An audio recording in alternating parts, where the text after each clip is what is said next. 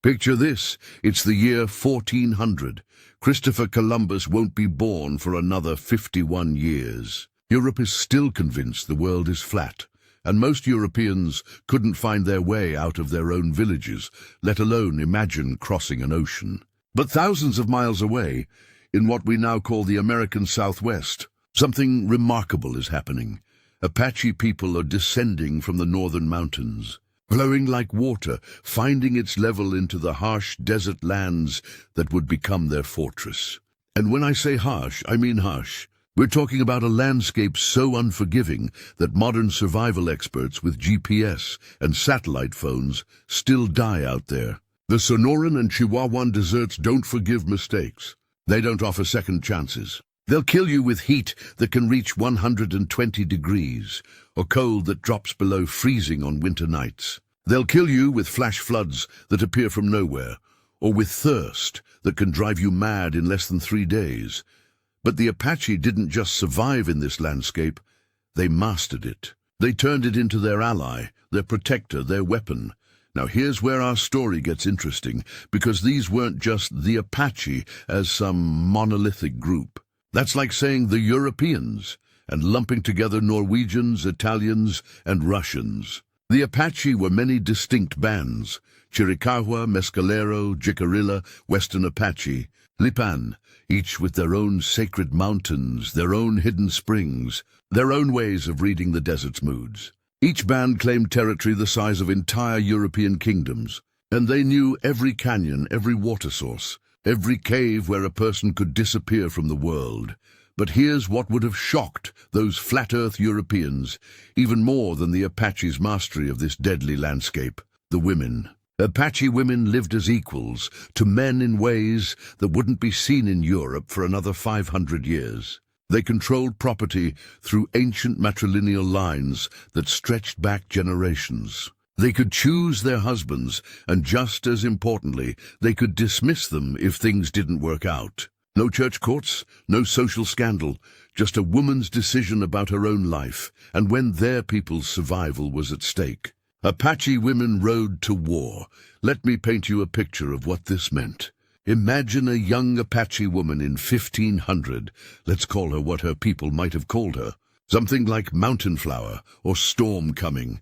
She's maybe 20 years old, which in the desert meant she was already a master of survival skills that would challenge modern special forces soldiers. She could track a deer across solid rock, find water where there appeared to be none, and disappear into landscapes so completely that enemies would swear she had vanished into the spirit world. This woman owned her own horses, her own weapons, her own sacred medicine bundles passed down through her mother's line. When her band decided to raid Mexican settlements for horses and supplies, she might well ride alongside the men, not as some camp follower or victim, but as a warrior in her own right. She could shoot arrows with deadly accuracy while riding at full gallop, and she knew exactly which plants would heal wounds and which would kill enemies silently. Now, to understand what comes next in our story, you have to understand what happened when these remarkable women encountered the Spanish conquistadors in 1540. Picture this: Spanish soldiers in metal armor, sweating profusely in the desert heat, following rumors of golden cities and expecting to find the same kind of submission they'd encountered in Mexico and Peru. They expected native women to cower, to submit, to accept their fate as conquered peoples always had in the Spanish colonial playbook. Instead, they found Apache women who looked them in the eye with no trace of fear. Women who could vanish into the desert like smoke when threatened, and reappear like deadly ghosts when opportunity arose. Women who fought with the same lethal skill as their men, and who considered death preferable to capture.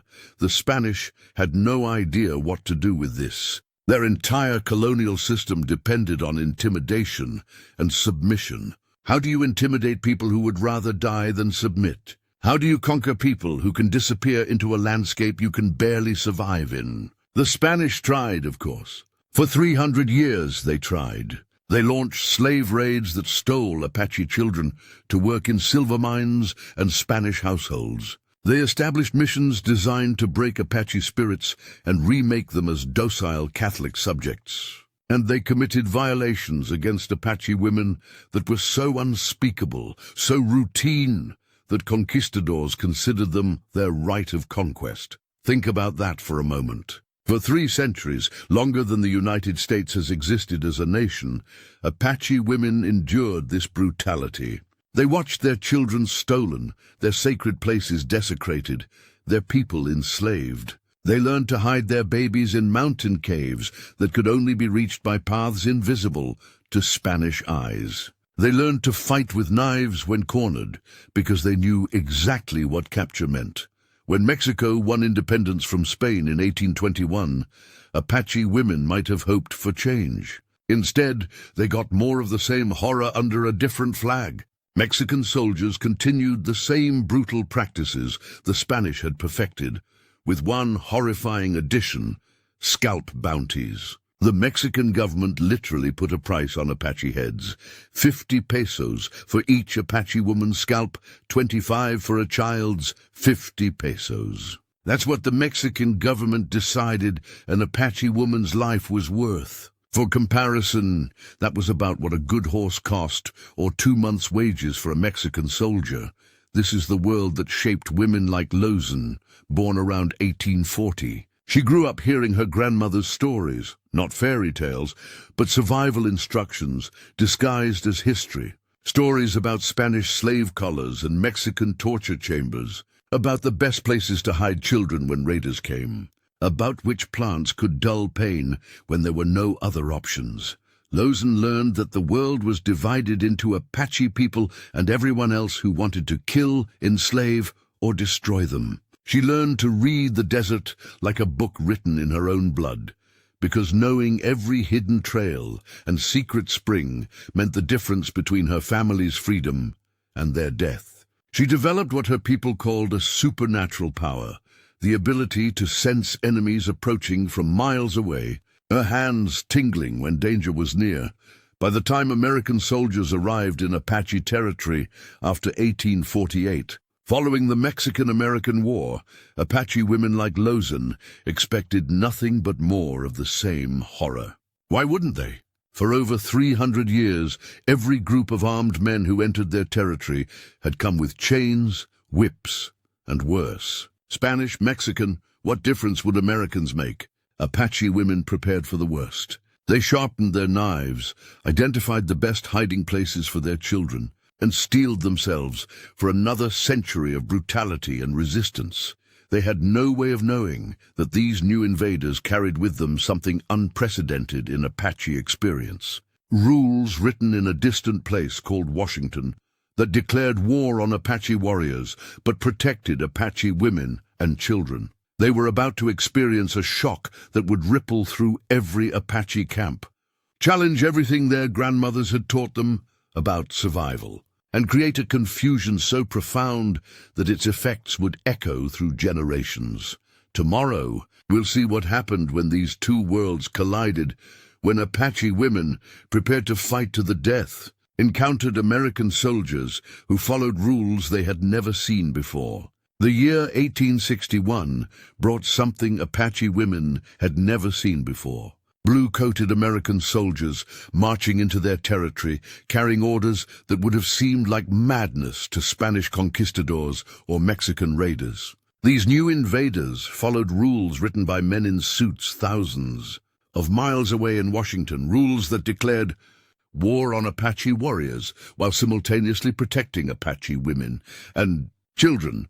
Think about the shock of this moment. Apache women like Lozan, battle-tested and scarred by 3 centuries of Spanish and Mexican brutality, prepared themselves for the familiar horror. They expected rape, torture, enslavement, the standard operating procedure of every armed force that had ever entered their homeland. Instead, they encountered something so alien to their experience that many initially suspected it was some elaborate trap. These American soldiers wouldn't touch Apache women. When they captured Apache families, they separated the men for interrogation or imprisonment. But they offered food to the women and children. Food, not chains, not violence, not the systematic degradation that had been the Apache woman's fate under every previous conqueror. American soldiers who violated these protocols faced court-martial, military trial that could end their careers and land them in prison. To understand how revolutionary this was, imagine you've lived your entire life expecting that every stranger wants to kill you. And suddenly you meet strangers who not only don't want to kill you, but have rules specifically designed to protect you. It would be like discovering that gravity sometimes works in reverse, or that water sometimes flows uphill. Everything you thought you knew about the world would suddenly be in question. At Camp Grant in 1871, Apache women got their first real taste of this bewildering American approach. When Eskimizin led his band of 150 Aravaipa Apaches to seek peace, the women prepared for treachery. They had seen peace talks before, Spanish priests promising salvation while soldiers prepared chains, Mexican officials offering treaties while bounty hunters sharpened their knives. Instead, they found Lieutenant Royal Whitman, a career soldier who distributed government rations, allowed Apache families to gather traditional foods in the surrounding mountains, and strictly forbade his soldiers from bothering Apache women. Any soldier caught harassing an Apache woman would face immediate discipline. The women whispered among themselves in confusion. What kind of warriors were these who fed their enemies' families and protected their enemies' women? The Apache women at Camp Grant began to relax for the first time in generations. Children played openly instead of staying hidden in shadows. Women gathered mescal plants and acorns without constantly watching for attackers. Some even began to believe that maybe, just maybe, these Americans were different. Then came that April morning in 1871 when their ancient fears proved horribly justified. 500 Tucson vigilantes, Americans, but not soldiers, attacked Camp Grant at dawn. They slaughtered 144 Apaches, mostly women and children, in a massacre so brutal that even hardened frontier veterans were sickened by it. Apache women who had begun to trust were clubbed to death while they slept. Children were shot down as they ran screaming for their mothers. But here's where the story takes another bewildering turn. The federal soldiers at Camp Grant wept at the carnage. They arrested the killers, their own fellow Americans. President Ulysses Grant himself, a man who had seen the bloodiest battlefields of the Civil War, called the Camp Grant massacre purely murder and demanded justice. Apache women found themselves trying to understand a people who could simultaneously protect and destroy them. These Americans weren't one unified force like the Spanish Empire or the Mexican government. They were fractured, contradictory, capable of both unprecedented protection and familiar brutality. Sometimes within the same week, the warrior woman Lozan rode with her brother Victorio through these confusing years, using her supernatural power to sense approaching enemies while trying to decipher American intentions. She witnessed federal soldiers sharing their own rations with captured Apache women, saw officers court-martialing men who showed disrespect to Apache prisoners, and heard stories from other bands of American Army doctors treating Apache wounded, regardless of gender or tribal affiliation. Yet she also saw these same Americans building forts on sacred Apache land, breaking treaty after treaty, and allowing civilian settlers to commit atrocities while hiding behind legal technicalities. The Americans seemed to have two faces, one that protected Apache women according to military protocol, and another that destroyed Apache families according to Manifest Destiny d'Arteste. Another woman warrior, who would later become famous as Geronimo's translator, served as a messenger during these tense encounters. She carried communications between the brilliant Apache strategist Geronimo and American generals, always expecting treachery, but finding instead a peculiar honor code she couldn't fully comprehend. American officers would meet with her under flags of truce, offer her food and water, and discuss terms while maintaining careful respect for her status as a woman. This wasn't chivalry in the European sense. American soldiers didn't romanticize Apache women or put them on pedestals. It was something more practical and more radical. a military culture that had decided protecting non-combatant women and children was essential to maintaining discipline and legitimacy. Spanish conquistadors had raped and enslaved native women because it demonstrated their power. American soldiers were forbidden from touching Apache women because their government believed it would demonstrate American civilization. The irony was lost on no one, least of all the Apache women themselves. The same government that protected them from physical violence was simultaneously working to destroy everything that made them Apache. While soldiers maintained respectful distance, missionaries arrived to save their heathen souls. While officers ensured their physical safety, teachers prepared to steal their children for distant boarding schools. Before we dive back in, tell us where you're tuning in from, and if this story touches you, make sure you're subscribed, because tomorrow I've saved something extra special for you.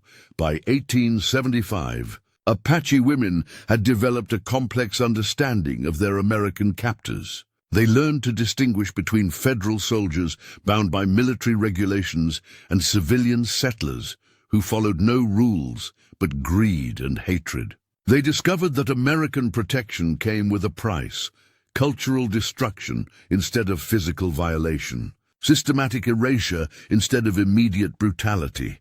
Women like Lozan and Dateste became experts at navigating this new reality. They could sit in treaty negotiations with American generals, discussing terms, while both sides maintained elaborate courtesies that masked their mutual intention to destroy each other. They learned to expect food and medical care from their captors, while simultaneously planning escapes that would lead to renewed warfare. The confusion ran both ways. American officers found themselves protecting women who had killed American soldiers, feeding children whose parents had raided American settlements, and treating with honor the families of men they were actively hunting. Many soldiers developed grudging respect for Apache women's courage and skill, even as they followed orders to force those same women onto reservations. This strange dance of protection and destruction, respect and conquest, would define Apache-American relations for the next 2 decades. Apache women learned to expect the unexpected from Americans: protection when they anticipated violence, cultural assault when they expected physical safety, legalistic justifications for actions that Spanish conquistadors would have simply called conquest. As Geronimo's final surrender approached in 1886, Apache women prepared for the ultimate test of American promises. Would these strange invaders, who had protected them from their own soldiers, honor those same protections when the Apache no longer posed any military threat? Would American civilization extend its peculiar mercy to defeated enemies, or would victory reveal the same brutal face that Apache women had seen behind every previous conqueror's mask? The train carrying the last free Apaches toward Florida imprisonment would provide the answer, and that answer would reshape how Apache women understood both their captors and themselves. September 1886. The last free Apaches, 39 women and children who had survived years of running, hiding, and fighting, climbed aboard a train that would carry them toward an uncertain fate in Florida. Geronimo's final surrender marked the end of the Apache Wars, but for Apache women, it marked the beginning of something even more bewildering than warfare: American captivity. Picture these women as the train pulled away from Arizona. They clutched hidden knives against their bodies, weapons they'd managed to conceal from American soldiers who had searched them with what the women considered bizarre restraint. After 3 centuries of experience with Spanish and Mexican captors, Apache women knew exactly what to expect during the long journey east. They prepared to defend their daughters from the inevitable sexual violence, planned desperate escapes, and steeled themselves for the familiar horrors of conquest. Instead, they found themselves guarded by soldiers who maintained careful, almost awkward distance. The guards provided separate quarters for women and children, ensured regular meals, and faced severe military punishment for any impropriety. Apache women who had hidden knives to kill their own children rather than see them violated found themselves wondering if they had misunderstood something fundamental about their captors. At Fort Marion in Florida, this confusion deepened into something approaching vertigo. Apache women discovered the full complexity of American civilization's approach to conquered peoples, a system so sophisticated in its contradictions that it made Spanish brutality seem almost straightforward by comparison. The same government that protected Apache women from physical violation simultaneously launched an assault on everything that made them Apache.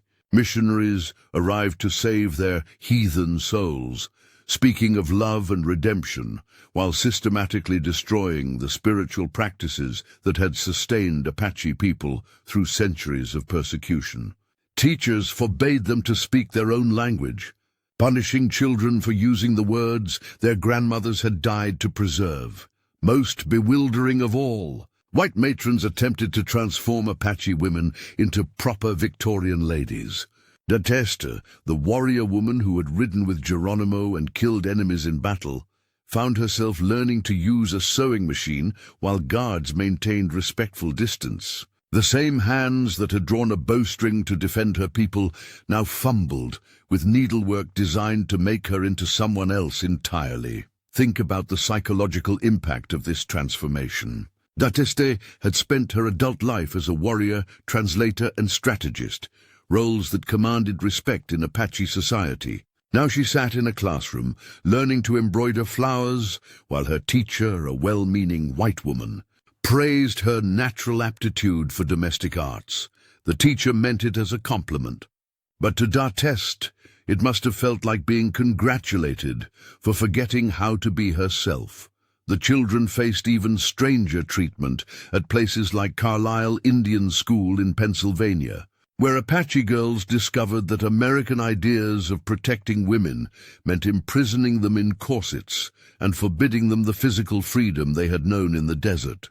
Teachers punished them for speaking Apache, yet never laid hands on them inappropriately, creating a different kind of trauma, cultural death by 1,000 regulations. Rather than the physical brutality their mothers had endured, many Apache women later recalled this period with profound confusion that lasted their entire lives. They were grateful for protection from violence, genuinely grateful in ways that confused their own children and grandchildren. Yet they mourned the systematic erasure of their identity with a grief that was equally genuine and equally confusing. Imagine trying to explain this to someone who hadn't lived it. The Americans treated us well, Apache women would say, but they tried to kill everything that made us who we were. How do you hate and appreciate the same people for the same actions? How do you thank your captors for their mercy while grieving what that mercy cost you? The American system had a name for this approach: kill the Indian, save the man.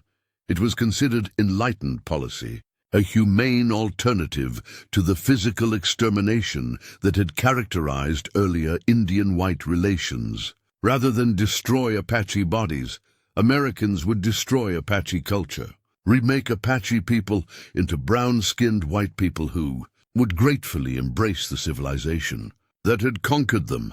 But this system had not calculated on Apache women's determination to preserve what could not be seen or regulated. In whispered conversations after lights out, mothers taught daughters the stories of white-painted woman, the holy figure who had given Apache people their ceremonies and their strength. In hidden moments between Victorian lessons, grandmothers showed girls how to gather medicine plants growing wild in Florida swamps, explaining how the same healing principles that worked in Arizona deserts could be adapted to this strange new landscape. The women developed elaborate codes for preserving Apache knowledge. They taught traditional songs as lullabies, disguised sacred stories as children's entertainment, and passed along herbal medicine as folk remedies that their white supervisors dismissed as harmless superstition. Apache women became cultural smugglers, hiding their people's spiritual wealth in places American educators never thought to look. Children were the hardest test of this hidden resistance. At Carlisle and similar schools, Apache girls learned to navigate between two worlds with a skill their warrior grandmothers would have recognized and admired. They spoke perfect English in class and whispered Apache in dormitories. They wore Victorian dresses during the day and preserved traditional knowledge in their hearts and minds. Some broke under this pressure, becoming lost between worlds, never fully Apache and never fully American. Others emerged stronger, bilingual in more than language, fluent in both Apache wisdom and American power, capable of using one to protect the other. The teachers and administrators, for their part, genuinely believed they were offering Apache women and children a better life. They saw Victorian civilization as liberation from savage conditions, education as a gift that would allow Apache people to survive in a white-dominated world. When Apache women seemed ungrateful or resistant, white educators interpreted it as ignorance rather than cultural loyalty. This fundamental misunderstanding created layers of confusion that affected everyone involved. White teachers couldn't understand why Apache women mourned the loss of practices the teachers considered barbaric. Apache women couldn't understand why Americans thought destroying their identity was a form of kindness. Both sides performed elaborate dances of courtesy and mutual incomprehension that masked profound cultural violence. Through it all, Apache women maintained their ancient role as cultural guardians, adapting survival strategies that had served them in mountain hideouts to the very different challenges of American institutions. They learned that resistance didn't always require weapons. Sometimes it required patience, subtlety, and the ability to preserve essential truths in hostile environments. The warrior women who had once fought Mexican soldiers with knives and arrows now fought American civilization with memory and stubbornness, protecting their people's spiritual heritage with the same fierce determination they had once used to protect their physical bodies. It was a different kind of warfare, but it was warfare nonetheless. Fought by women who refused to surrender even when surrender seemed like their only option. As the years passed, these women would discover that their confusion and resistance had preserved something precious, the essential core of Apache identity that would eventually allow their people to reclaim what had been almost lost. But first, they had to survive the long journey from captivity back to something that might be called home. 1894 brought the Apache prisoners their transfer to Fort Sill, Oklahoma, and eventually some would return to reservations in New Mexico and Arizona. But by then, something remarkable had happened. A new generation of Apache women had grown up with their mothers' stories of American soldiers who had conquered but not violated them. And these daughters were about to transform historical shock into contemporary power. Think about what this meant. These young Apache women in the early 1900s grew up hearing two completely different types of war stories from their grandmothers and mothers. The grandmothers told of Spanish slave collars and Mexican scalp hunters, of rape as a weapon of conquest and children stolen for silver mines. The mothers told of American soldiers who maintained respectful distance, who faced court-martial for touching Apache women, who offered food instead of chains. Both sets of stories were true. Both had shaped Apache women's understanding of survival. And now these younger women had to figure out how to live in a world where the rules kept changing. On the Mescalero and San Carlos reservations, Apache women transformed their traditional roles to ensure their people's survival in this new reality. They learned to navigate Bureau of Indian Affairs bureaucracy with the same strategic thinking their grandmothers had used to plan raids against Mexican settlements. Where once Apache women had hidden in mountain caves to protect their children, now they used American legal systems to fight for their families' rights. Women like Narcissus Duffy Gayton became cultural bridges, using education gained in American schools to fight for Apache rights in American courts. The daughter of an Apache scout and a Mexican captive, she understood multiple worlds simultaneously: Apache tradition, Mexican colonial legacy, and American bureaucratic power. She could speak to government officials in perfect English, while maintaining her authority in Apache communities through traditional matrilineal connections.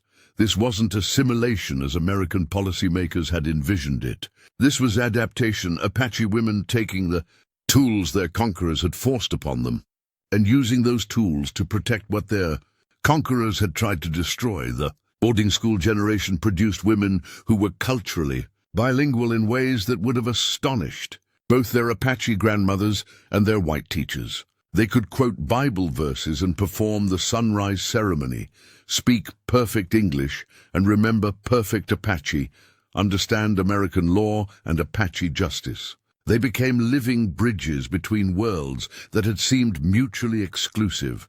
By the 1920s and 30s, these women were raising children who had never known the fear that had shaped their grandmothers' lives. For the first time in Apache history, women could raise daughters without constantly preparing them for rape, slavery, or violent death at the hands of outsiders. This fundamental shift in survival priorities allowed Apache women to reclaim aspects of their culture that had been preserved in secret. The shock of unexpected protection had evolved into sophisticated resistance. Apache women learned to use American systems against themselves, turning the very institutions designed to destroy Apache culture into weapons for its preservation. They established informal schools where children learned Apache language and customs, disguised as social gatherings that attracted no official attention. When the federal government finally began allowing some traditional ceremonies in the 1930s, Apache women were ready. They had preserved the knowledge, maintained the spiritual connections, and prepared the next generation to receive what had been almost lost. The sunrise ceremony, the 4-day ritual that transforms Apache girls into women, emerged from decades of secrecy to reclaim its place in Apache life. But these women also understood something their grandmothers couldn't have imagined: how to use American power for Apache purposes. They learned to write grant proposals that funded traditional cultural programs, to use American legal concepts like religious freedom to protect Apache ceremonies, to turn American guilt over historical injustices into contemporary resources for Apache communities. By the 1960s, the confusion of conquest had transformed into strategic clarity.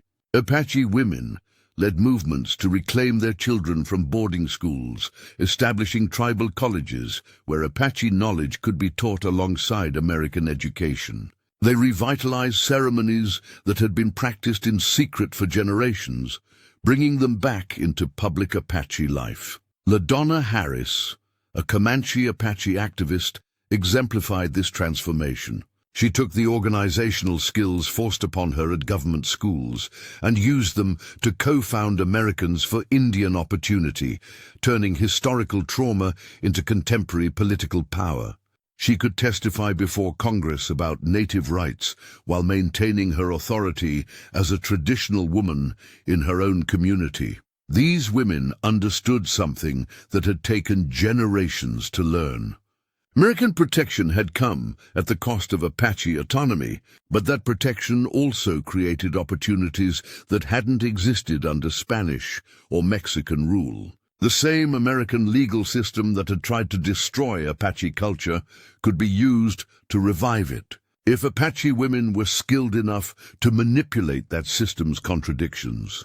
Today, Apache women serve as tribal presidents, successful entrepreneurs, university professors, and keepers of traditional knowledge. Their authority roots itself in the ancient matrilineal system that American colonization never quite destroyed. Even as they exercise that authority through institutions their great-great-grandmothers would have found incomprehensible. At sunrise ceremonies across Apache lands, young girls still dress in white buckskin to become white-painted women for 4 days, blessed by female elders who carry forward traditions preserved through the confusion of conquest. The ceremonies themselves have adapted, incorporating elements learned during the boarding school years, acknowledging the historical trauma while celebrating survival and renewal. The shock there great-great-grandmothers felt when American soldiers did not touch them has become part of the complex story Apache women tell about survival. It's not a simple story of good conquering evil or of noble savages versus civilized Christians. It's a story about how human beings adapt to impossible circumstances, preserving what matters most while learning to use their enemies' tools for their own purposes. Apache women today understand that they survived Spanish brutality, Mexican scalp hunters, and American cultural warfare not by becoming victims or by becoming white, but by becoming something new. Apache women who could navigate any world while remaining essentially themselves. They learned to take protection when it was offered, resist destruction when it was imposed, and transform trauma into strength across generations. The ancient Apache teaching says that white-painted woman gave the people ceremonies and strength to survive anything the world could throw at them. Looking at Apache women today, leading their communities, preserving their traditions, and thriving in the modern world, it's hard to argue with that teaching. The shock of conquest became the foundation of renewal, and Apache women emerged from centuries of trauma with their dignity and power not just intact, but transformed into something even stronger than what their ancestors had known. Their story reminds us that survival isn't just about enduring. Sometimes it's about learning to use your enemies, weapons to protect what your enemy tried to destroy. And sometimes, if you're skilled enough and determined enough, you can emerge from that battle not just alive, but more powerful than you were before the fight began.